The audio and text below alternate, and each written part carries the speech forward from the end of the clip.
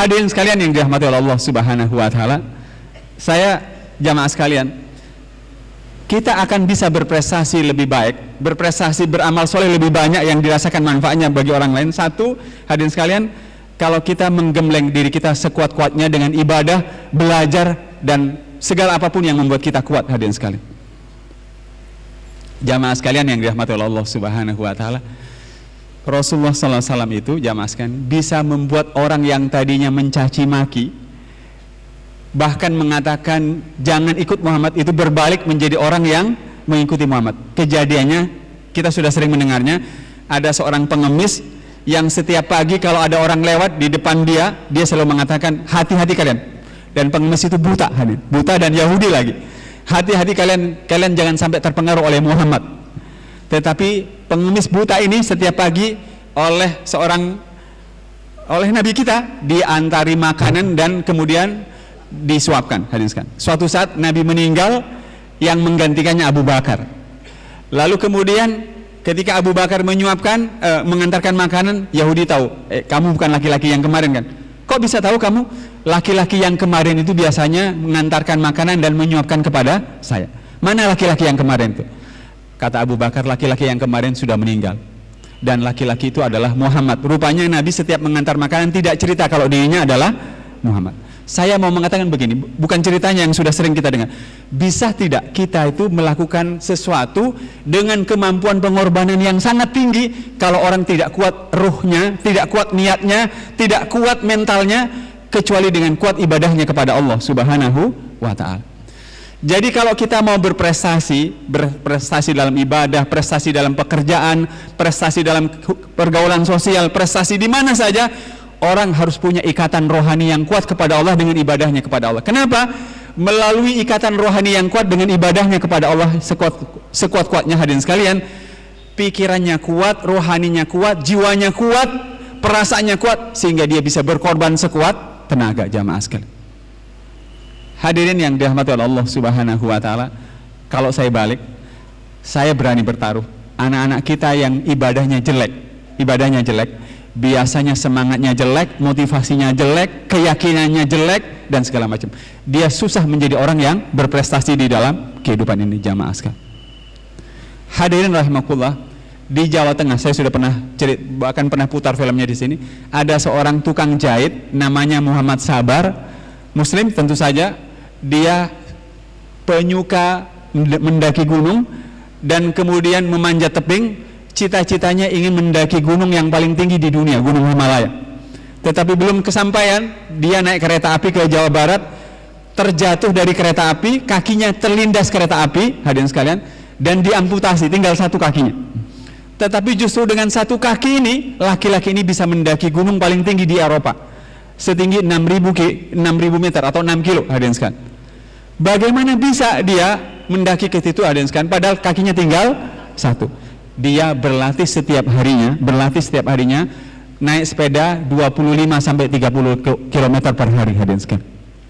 Siapa orang, jamaah sekalian, yang mau berlatih keras, belajar keras dan segala macam? Biasanya orang yang rohaninya kuat, yang jiwanya kuat, dan kuatnya rohani dan jiwa yang kuat itu karena ibadah yang kuat dengan Allah Subhanahu wa ta'ala.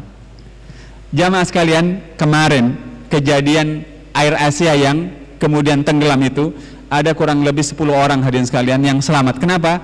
Mereka ini terlambat datang karena mereka sholat subuh terlebih dahulu, hadirin sekalian. Begitu. Unik. Satu, saya ingin mengingatkan, kalau kita mau berprestasi dalam bab ibadah, berprestasi dalam berbakti pada ayah dan ibu kita, berprestasi dalam berbuat baik kepada tetangga kanan kiri kita, berprestasi di pekerjaan, di studi, di tengah-tengah pergaulan sosial, jadilah orang yang menggembleng diri kita sekuat-kuatnya dengan ibadah kepada Allah Subhanahu wa ta'ala. Di dalam surat ke-31 ayat 22, Allah menyebut, wa may yuslim wajhahu ilallahi wa huwa muhsinun faqad istamsaka bil urwatil wuthqa. Barang siapa yang memasrahkan dirinya kepada yang menciptakan kehidupan dan di atas kepasrahan itu mengisi hari-harinya dengan perbuatan baik, Allah menyebut dia telah berpegang pada tali yang sangat kuat, hadirin sekalian. Dan kalau sudah kuat, dia bisa kuat bekerja, kuat beribadah, kuat belajar dan segala macam, jamaah sekalian. Hadirin yang kedua, Jadilah seorang muslim yang memiliki kemampuan bersaing. Coba renungkan sederhana. Kita kan sering membaca wa min syarri hasidin ya hasad. Iya kan? Itu kan artinya ya Allah aku berlindung dari orang yang dengki. Kalau ada orang dengki di sebelah kanan saya, dia pintar, dia jago berkelahi, kaya, berarti saya kalau minta dilindungi oleh Allah dari orang yang seperti ini, hadirin sekalian, apakah cukup hanya berdoa? Tidak cukup. Berarti saya harus bisa sekaya dia, harus sepintar dia, sekuat dia. Berarti hadirin sekalian, kalau kita mau jadi orang yang baik dan berprestasi, bersiap-siaplah menjadi orang yang siap bersaing di tengah-tengah kehidupan. Kalau pernah mendengar ayat fastabiqul khairat, bersainglah, berlomba-lombalah dalam kebaikan. Orang muslim itu harus menjadi orang yang mau bersaing di tengah-tengah kehidupan. Saya berikan contoh yang nyata. Suatu saat kaum muslimin dibuat pusing, dibuat jengkel oleh ulah Yahudi di kota Madinah. Kenapa? Seorang Yahudi menguasai sumur, hadirin sekalian, dan sumur itu airnya dijual dengan harga yang mahal kepada penduduk Madinah yang kebanyakan muslim. Lalu Rasulullah SAW mengatakan, ketika sahabatnya berkumpul, siapakah di antara kalian yang mau membeli sumur itu, membeli sumur yang dimiliki Yahudi itu, dan airnya kalian serahkan kepada kaum muslimin secara gratis. Lalu Utsman maju, saya ya Rasul. Utsman kemudian mendatangi Yahudi itu, jamaah sekalian, dan menawar sumur itu untuk dibeli menjadi miliknya. Tapi Yahudi itu curang sekali. Saya hanya akan menjual sumur itu separuh, separuhnya milikmu, separuh milik saya. Maksudnya separuh itu, sehari itu sumur miliknya Utsman, sehari berikutnya miliknya ya Yahudi. Kurang ajar Yahudi itu, hadirin sekalian. Utsman tidak kehabisan akal. Baik, saya beli. Saya beli separuh, separuhnya milikmu. Jadi ketika besoknya sumur itu miliknya Utsman, dia panggil orang-orang Madinah, ambillah air kalian dari sumur ini gratis buat kalian. Tapi ngambillah kalian sampai cukup besok, karena besok itu sumur miliknya Yahudi, sehingga kalian tidak perlu beli untuk besok. Cukupkan air yang kalian ambil sebanyak-banyaknya, sehingga pada saat sumur itu miliknya Yahudi, kalian tidak perlu membeli air itu. Yahudi itu kemudian heran, keesokan harinya giliran dia memiliki sumur itu, tidak ada satupun yang mau membeli air itu. Dan akhirnya Yahudi itu menjual total sumurnya kepada Utsman. Saya ingin jenengan jamaah sekalian jadi pejabat, jadi insinyur, jadi guru yang punya daya saing yang tinggi. Saingan untuk berbuat kebaikan, banyak-banyakan berbuat kebaikan, besar-besaran berbuat kebaikan dimanapun posisi kita, agar kita disebut-sebut oleh Rasulullah SAW sebaik-baik manusia adalah orang yang paling banyak manfaatnya bagi orang yang lain. Mau tukang becak, tukang parkir, guru, insinyur, pedagang pulsa, insinyur yang membangun BTS, pejabatkah, bupatikah, dan segala macam, gunakan bersaing untuk berbuat kebaikan. Hanya dengan cara itu kita akan dihargai oleh orang lain. Profesor Dr. Khairul Anwar itu, hadirin sekalian, dia di Jepang, dan kita tahu teknologi handphone itu yang majukan di Finlandia dengan Nokia dan segala macam. Dia dihargai orang, kenapa? Karena prestasinya. Jamaah sekalian yang dirahmati Allah Subhanahu wa taala, yang ketiga, kalau kita ingin bisa berprestasi, berusahalah memiliki kemampuan menyesuaikan diri agar bisa bekerja dengan cara kerja yang baru, adaptasi kerja yang tinggi, menyesuaikan dengan cara kerja yang baru. Maksud saya begini, saya ceramah ini, hadirin sekalian, ada Radio Andika. Ceramah saya itu tidak perlu sehari, cukup setengah jam saja sudah bisa direkam dan dimasukkan ke YouTube, ke televisi, dan segala macam. Mahasiswa sekarang, dosen sekarang, karyawan sekarang bikin makalah tidak perlu sehari, setengah jam selesai, ya kan hadirin. Kenapa? Ada benda yang bernama handphone. Beda dengan 10 tahun, 20 tahun yang lalu. Kalau ingin menjadi muslim yang baik, hadirin sekalian, muslim yang baik itu harus bisa menyesuaikan diri dengan irama kerja yang semakin cepat dan semakin luar biasa. Itu contohnya. Nabi menyelesaikan jurang berapa lama tadi, hadirin sekalian? Cuma 10 hari. Makanya lawannya tidak bisa mengalahkan beliau. Saya mau sampaikan, hadirin sekalian, ada perang pertama Nabi, namanya perang Badar. Perang Badar. Kalau pernah mendengar sholawat Badar, ada perang Badar. Perang Badar itu terjadi di tanggal 17 Ramadan, hari Jumat. Nabi itu berangkat ke lokasi perang itu tanggal 2 Ramadan, hadirin. Berarti berapa hari sebelum perang itu? Kalau perangnya terjadi tanggal 17 Ramadan, Nabi berangkat tanggal 2 Ramadan, berarti 15 hari. Dan beliau sampai di Lembah Badar itu tanggal 16-nya, karena memang jauh itu. Lawannya itu baru sampai tanggal 17 pagi, hadirin sekalian. Jadi beliau mendahului lawannya. Kenapa? di samping jumlahnya cuma 313, lawannya 1000, bisa dibayangkan lawannya jauh lebih banyak, datang terlambat, bisa dibayangkan jamaah sekalian. Itu Rasulullah SAW. Saya minta kepada adik-adik yang sedang studi, bapak yang sedang bekerja di kantor, ibu-ibu yang sedang macam-macam, kalau ingin menjadi muslim yang dihargai oleh orang dalam bekerja, beramal dan segala macam, bersiap-siaplah menyesuaikan diri dengan tuntutan zaman yang menuntut kecepatan, kualitas dan segala macam. Hadirin sekalian. Yang keempat, hadirin sekalian, milikilah kemampuan menciptakan sesuatu yang bernilai lebih luar biasa. Jamaah sekalian, mohon maaf, ini hal sederhana. Kalau saya dosen, jamaah sekalian, tulisan saya agar tidak dibaca oleh mahasiswa saya, biasanya saya menutup LCD saya pakai kertas, hadirin sekalian. Iya kan? Itu cara yang paling kuno. Cara yang paling kuno lagi, ininya dilepas kabelnya itu, hadirin sekalian, biar nggak kelihatan. Cara yang paling modern, pakai saya menekan huruf B saja di di komputer B sehingga terlihat hitam dan tidak kelihatan. Kalau saya tekan B lagi, muncul lagi, hadirin sekalian. Begitu. Maksud saya, jamaah sekalian, kalau kita ingin berprestasi seperti Rasulullah dan para sahabat, milikilah kemampuan menciptakan sesuatu yang baru yang bermanfaat. Hadirin sekalian, benda yang saya pegang ini, hadirin sekalian, ini dari karet dan plastik. Ini juga karet dan plastik. Ini handphone, ini dompet, ini pointer. Kenapa mahal, hadirin sekalian? Kenapa handphonenya lebih mahal? Karena ilmunya lebih tinggi. Selama kita bisa menciptakan sesuatu yang bernilai lebih tinggi, kita akan dihargai oleh orang. Kalau tidak, kita tidak akan dihargai oleh orang. Hadirin sekalian, yang kelima, jadilah seorang muslim yang memiliki tradisi belajar yang baik. Hadirin sekalian, karena doa saya dan jenengan adalah wajiburni, warfa'ni dan warzuqni. Saya ulangi, wajiburni, warfa'ni dan warzuqni. Wajiburni itu ada yang mengartikan, ya Allah perbaikilah hidup saya. Warfa'ni, angkatlah derajat saya. Masuk akal atau tidak, hadirin sekalian? Orang yang tidak mau memperbaiki apapun dalam hidupnya, lalu tiba-tiba derajatnya diangkat oleh Allah, masuk akal? Enggak. Saya mau cerita sebagai penutup ceramah saya, hadirin sekalian, tentang tradisi belajar yang kuat ini. Mohon dicatat namanya dan bisa dicari langsung di internet. Namanya Ali bin Ibrahim An-Naimi. Ali bin Ibrahim An-Naimi. Dia cleaning service, tukang sapu. Ijazahnya SD, hadirin sekalian, ijazahnya SD. Siang-siang, kira-kira jam 9, beliau ini menemukan satu botol air mineral di tempat terbuka, bukan di ruangan khusus, yang dia hendak minum karena dia haus. Mohon maaf, beliau kerja di PT Aramco. PT Aramco itu perusahaan eksplorasi minyak terbesar di Arab Saudi, hadirin sekalian. Begitu air itu hendak diminumnya, tiba-tiba dia dibentak, jangan kau minum air itu.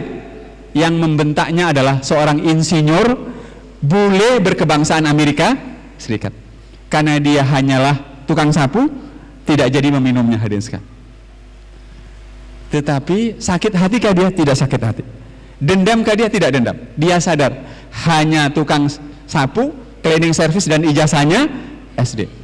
Apa yang dia lakukan? Mulai keesokan harinya dia melakukan sesuatu yang luar biasa. Pagi, siang dan sorenya bekerja, malamnya sekolah. Agar apa? Agar bisa mendapatkan ijazah SMP. Hadirin sekalian, kerja di eksplorasi minyak, perusahaan minyak tidak gampang. Pagi, siang, sore kerja, malamnya sekolah 3 tahun. Hadirin sekalian, untuk memperoleh ijazah SMP. Setelah dia dapat ijazah SMP, dia tidak puas. Dia lanjutkan 3 tahun lagi untuk memperoleh ijazah SMA-nya. Gara-gara mau memperbaiki pendidikan, ilmu dan segala macam, itu yang saya maksud wajiburni. Orang mau memperbaiki ilmunya, perusahaan itu menawarinya, hadirin sekalian, menawarinya beasiswa untuk studi perminyakan ke Amerika Serikat. Mungkinkah cleaning service kalau terus-terusan mengeluh dan menyalahkan keadaan lalu tiba-tiba ditawari beasiswa? Mungkin? Tidak mungkin. Sekali lagi, mungkinkah orang yang kerjanya hanya menyalah-nyalahkan keadaan dan segala macam lalu dia tiba-tiba ditawari beasiswa untuk studi ke Amerika Serikat? Tidak mungkin kan? Hanya dia mau belajar, mau berilmu, mencari apapun sampai benar-benar berprestasi, lalu perusahaan atau kantornya menawari beasiswa studi perminyakan, dia selesaikan sarjana perminyakan 4 tahun. Bahkan dia selesaikan magister perminyakan, S2 perminyakan 2 tahun dengan baik. Ali bin Ibrahim An-Naimi yang tadinya hanyalah tukang sapu, dia kembali pulang ke Arab Saudi, kerja lagi beberapa tahun, hadirin sekalian, dan kemudian beberapa tahun kemudian bule yang melarang minum air itu mau meminta izin cuti liburan. Dia bawa surat-surat untuk ditandatangani orang nomor 1. Betapa kaget dia begitu dia masuk ke ruangan orang nomor 1, di dalamnya adalah Ali bin Ibrahim An-Naimi. Dia sudah menjadi orang nomor 1. Dan bule itu bilang, mohon maaf, saya harap Anda tidak dendam kepada saya dan tidak mempersulit izin cuti liburan saya. Kata Ali bin Ibrahim An-Naimi, saya tidak dendam kepada Anda, saya justru berterima kasih. Sejak Anda larang saya minum air itu, saya bertekad ingin merubah hidup saya. Itu tradisi belajar, hadirin. Saya minta pada saya dan jenengan, kalau mau jadi orang yang luar biasa seperti kita berdoa, warfa'ni, angkatlah derajat saya Allah, maka wajib bunyi, perbaikilah apapun, perbaikilah ibadah, perbaikilah ilmu, perbaikilah bakti kita pada ayah dan ibu kita, perbaikilah cara kita memperlakukan anak kita, perbaikilah cara kita memperlakukan tetangga kanan kita, pokoknya perbaiki segala-galanya hadirin sekalian, agar derajat kita diangkat oleh Allah Subhanahu wa ta'ala. Tapi kalau sudah belajar hadirin sekalian, sebaiknya produktivitas kita naik hadirin sekalian. Kita mampu menghasilkan sesuatu yang bermanfaat bagi orang lain. Jangan hanya belajar sampai kepalanya botak hadirin sekalian, tetapi tidak ada yang dihasilkan. Kata orang, kalau botaknya di depan itu pemikir hadirin sekalian. Kalau botaknya di belakang itu pintar. Kalau botaknya depan belakang itu kau pikir kau pintar hadirin sekalian. Nah hadirin sekalian, jangan jadi orang yang hanya belajar saja tetapi tidak produktif, tidak menghasilkan sesuatu yang bermanfaat. Kita ingin kita semuanya tumbuh menjadi orang yang belajar, punya ilmu tetapi punya sesuatu yang dihasilkan gitu. Hadirin sekalian, yang terakhir, jadilah orang yang maksimal bermanfaat bagi orang lain. Khairun nas anfa'uhum linnas. Di surat An-Nisa ayat 36, hadirin sekalian, mohon direnungkan ayat ini. Allah mengatakan, berbuat baiklah kalian kepada ayah dan ibu kalian, kepada kerabat kalian, tetangga yang kepada fakir miskin, anak yatim, tetangga yang dekat. Berbuat baik pada orang lain kan bisa senyum, tetapi masa setiap hari maunya senyum melulu hadirin sekalian. Berbuat baik pada orang lain kan bisa mengajarkan ilmu kan. Berbuat baik pada orang lain bisa menolong orang lain dengan A, B, C dan segala macam. Nah, niatkanlah hari-hari kita dalam 365 hari ke depan dan dalam hari-hari atau tahun-tahun selanjutnya untuk menjadi orang yang bisa berkontribusi, bermanfaat bagi kehidupan orang lain. Selama kita punya keinginan bermanfaat bagi orang lain dengan uang, dengan ilmu, dengan kekuasaan, kita tidak akan berhenti untuk terus menjadi orang yang lebih baik dari waktu ke waktu. Oleh karenanya Rasul mengatakan, al-mu'minul qawiyyu, mukmin yang kuat itu khairun wa ahabbu ilallah, lebih baik dan lebih dicintai oleh Allah daripada mukmin yang lemah. Lalu kemudian Rasul mengatakan, ikhris ala ma yanfa'uka, carilah apapun yang bermanfaat bagi kehidupan kalian. Sekali lagi, ikhris ala ma yanfa'uka, carilah apapun yang bermanfaat bagi kehidupan kalian, wala ta'jiz, jangan kalian lemah dalam kehidupan ini. Hadirin, mudah-mudahan bermanfaat apa yang saya sampaikan. Itu kira-kira sebagian isi buku yang saya tulis, dan sebenarnya isi ini bisa di-download di website ahmadarkom.com hadirin sekalian. Mudah-mudahan di awal tahun 2015 ini kita semuanya berdedikasi untuk berprestasi lebih baik lagi dalam segala lapangan bidang kehidupan. Dan mudah-mudahan Allah meridhai doa kita ketika kita berdoa, Allahumma inna nas'aluka salamatan fid din wa afiyatan fil jasadi wa ziyadatan fil ilmi wa barakatan fil rizki wa taubatan qablal maut wa rahmatan indal maut wa maghfiratan ba'dal maut. Benar-benar dikabulkan, karena doa itu kurang lebih terjemahnya, ya Allah, berilah saya keselamatan dalam agama ini, sehatkan badan saya, anugerahilah saya ilmu, berikan kepada kami rezekimu yang berkah, lalu berikan kami kesempatan memperbaiki hidup kami dengan bertaubat ya Allah. Berikan rahmatmu pada saat malaikatmu datang memisahkan ruh dari jasad kami, dan anugerahkanlah maghfirahmu ya Allah. Semoga doa ini dikabulkan oleh Allah Subhanahu wa ta'ala. Jamaah sekalian, itu saja yang bisa saya sampaikan. Mohon maaf hilaf dan kurangnya. Mari kita sempurnakan dengan berdoa bersama-sama. A'udzubillahi minasyaitonir rajim. Bismillahirrahmanirrahim. Hamda yuwafi ni'amahu wa yukafi mazidah. Ya Rabbana lakal hamdu kama yanbaghi li jalali wajhika wa 'azimi sultanik. Allahumma shalli ala Muhammad wa ala ali Muhammad.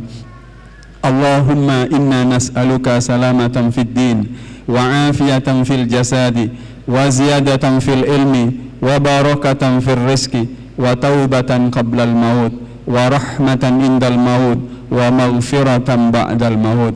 Ya Allah, berilah kami keselamatan di dalam menjalankan agamamu, menunaikan satu demi satu perintahmu ya Allah.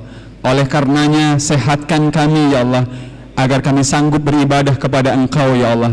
Ajarkan dan anugerahkan kepada kami ilmu ya Allah tentang kebenaran agamamu, sehingga benarlah langkah pengabdian kami kepada Engkau ya Allah. Karuniakan kepada kami rezekimu yang penuh berkah dan halal ya Allah, sebagai sarana bagi kami mengabdikan hidup ini sepenuhnya kepada Engkau. Berilah kami kesempatan memperbaiki hidup kami, bertaubat sebelum datang ajal kematian kepada kami ya Allah. Anugerahkanlah kepada kami rahmat-Mu ya Allah, akhir kehidupan yang husnul khatimah, saat malaikat-Mu memisahkan ruh dari jasad kami ya Allah. Karuniakan ampunan-Mu, maghfirah-Mu kepada kami ya Allah, kepada ayah dan ibu kami tercinta, kepada segenap kaum muslimin yang masih ada bersama kami atau yang sudah menghadap kehadirat-Mu ya Allah. Rabbana atina fid dunya hasanah wa fil akhirati hasanah wa qina adzabannar wa qina adzabannar. Subhana rabbika rabbil izzati amma yasifun wa salamun alal mursalin walhamdulillahi rabbil alamin. Oke, jamaah sekalian, masih ada waktu. Saya tadi diminta kalau ada yang mau disampaikan, ada 15 menit yang bisa digunakan jamaah sekalian. Monggo, ada yang mau disampaikan, silakan hadirin sekalian. Ibu, monggo silakan Bu.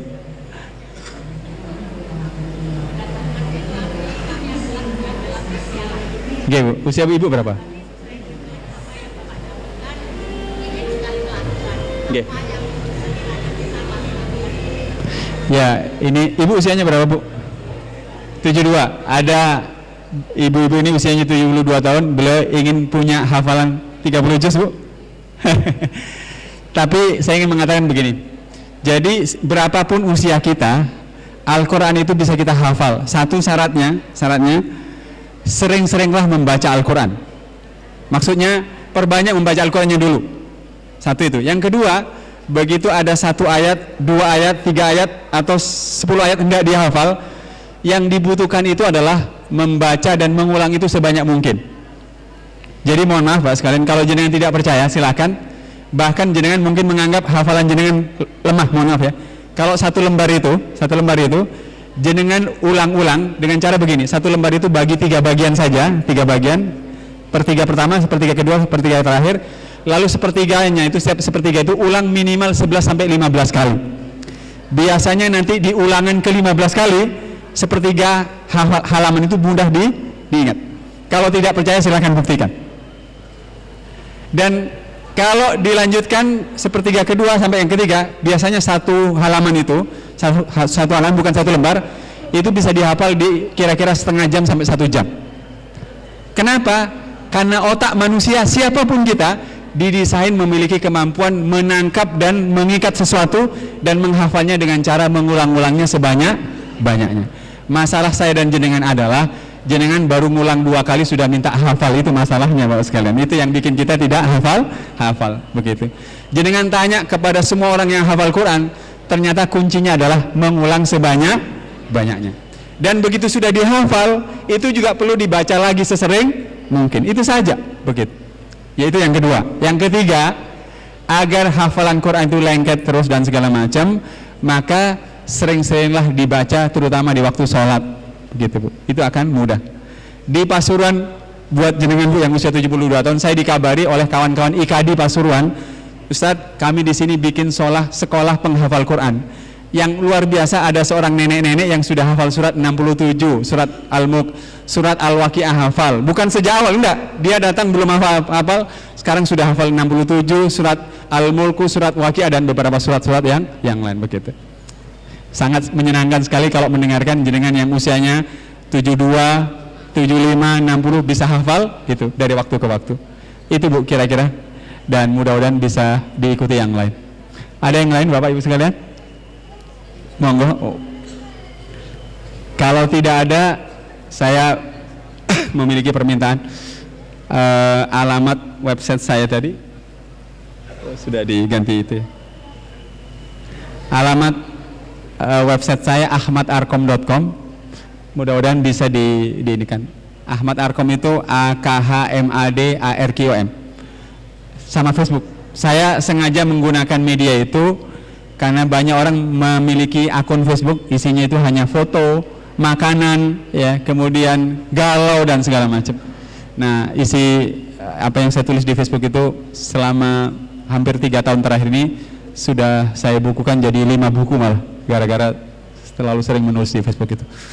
Kalau tidak ada, terima kasih banyak Bapak sekalian, mohon maaf atas silap dan kurangnya. Semoga tahun 2015 ini menjadi tahun yang sangat luar biasa buat kita, dan mudah-mudahan kita bisa menjadikannya sebagai pemberat timbangan amal soleh kita di hadapan Allah Subhanahu wa taala. Wabillahi taufiq wal hidayah. Assalamualaikum warahmatullahi wabarakatuh. Alhamdulillah, demikian tadi sudah kita ikuti bersama ceramah agama yang disampaikan Ustaz Ahmad Arkom.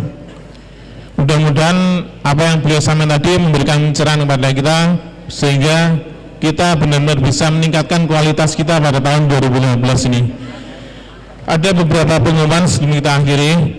Yang pertama, untuk jadwal Ahad depan akan diisi oleh Dr. Haji Amran Suadi MH, yaitu Hakim Agung di MA Jakarta.